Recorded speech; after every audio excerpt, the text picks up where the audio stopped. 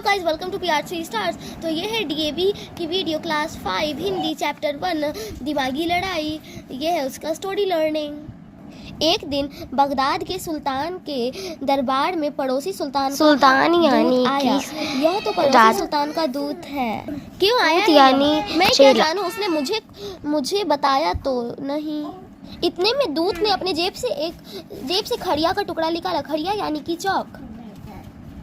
चुपचाप सुल्तान के तख्त के चारों ओर एक गोल लकीर खींच दी। तख्त यानी कि सिंहासन, और चलता बना।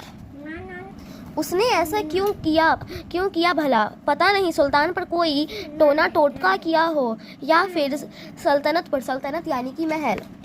अगर उसने सुल्तान ने जादू वादू करवाया है तब तो हम काम से गए। सुल्तान ने अक्लमंद दरबारी को सलाह मशविरा किया। उन्होंने उस घेरे का बारीकी से निरीक्षण किया। सलाह मशविरा यानी कि सलाह मांगी। इस ओर से लकीर कुछ टेढ़ी दिखाई है। असल मुद्दा यह नहीं है। इस घेरे का मतलब क्या है, यह बताओ। दरबारी काफ़ी देर तक आपस में विचार विमर्श करते रहे। विचार विमर्श यानी कि सोच विचार। अंत में बादशाह सलामत बहुत मगजपच्ची करने के बाद भी हम इस घेरे का मतलब समझ नहीं पा रहे हैं। मगजपच्ची यानी कि मतलब निकालना, माथा पच्ची। उफ, मैं बर्बाद हो गया। एक खुदा, किन बेवकूफ़ों से पाला पड़ा है। अचानक एक दरबारी को ख्याल आया, बादशाह सुल्तान हौजा को क्यों नहीं बुलावा लेते। इस सुलझाना उसके ही बस का काम है। हौजा वहाँ का एक समझदार व्यक्ति है जो कि हर एक परेशानी को आसानी से सुलझा देता है। वहाँ क्या सुझाया है? हौजा तो मेरी सल्तनत का सबसे सयाना आदमी है। सल्तनत यानी महल। ताजुब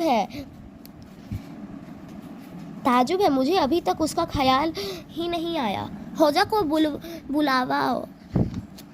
हाँ, जल्दी से बुलवाओ। जोरों से हौजा की पुकार मची। तेज दौड़ने वाले हड़कारे उसकी खोज में दौड़ाए गए। हड़कारे या तेज दौड़ने वाले हड़कारे जो कि काफ़ी तेज दौड़ते हैं। हाँ हौजा, उफ तुम्हें फौरन सुल्तान के दरबार में हाजिर होना है, यानी तुरंत पहुंचना। क्यों भाई, क्या हो गया आखिर? हौजा को हड़कारे ने पूरा मामला बताया और इसे पहेली को बुझने वाले को सुल्तान इनाम भी देंगे। इनाम में चलता हूँ, पर कुछ सामान साथ में लेने पड़ेंगे। हौजा ने बच्चों के खेलने के कुछ छोटे छोटे खिलौने और एक पालतू चूजा साथ में ले लिया और चल पड़ा महल की ओर। आओ हौजा आओ, मैं तो बड़ा परेशान हूँ। ठहरो सही, वो कह रहा है। यह अल्लाह, वो अपने भगवान का नाम ले रहा है, गॉड। वह दूत फिर आ धमका। उसे मेरे पास आने दीजिए। ये वाली पिक्चर में कुछ नहीं है, बस कुछ चित्र दिखाए गए हैं। चावल, वाह, अब तो इसका हमेशा के लिए फैसला करना होगा। और यहाँ फिर से एक चित्र दिखाया गया है। आवाज़ आई।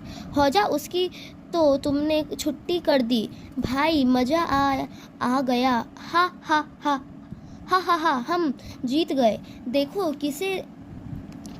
कैसे दूम दबाकर भागा डरपोक कुत्ते की तरह। हा।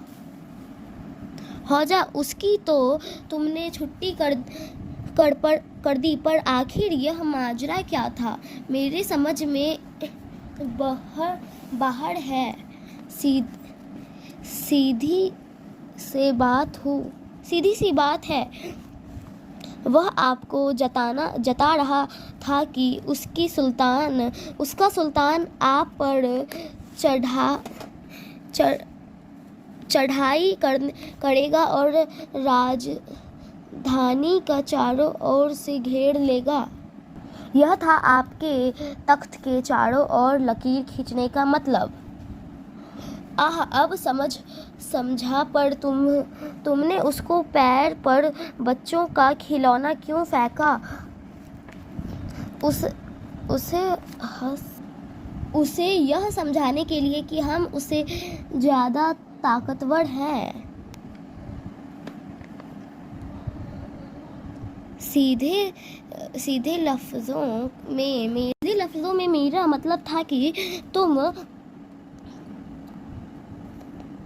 हमारे सामने नीचे बच्चे हो। तुम्हारा भला इसी में है कि अपने घर में रहो और खिलौने से खेलो।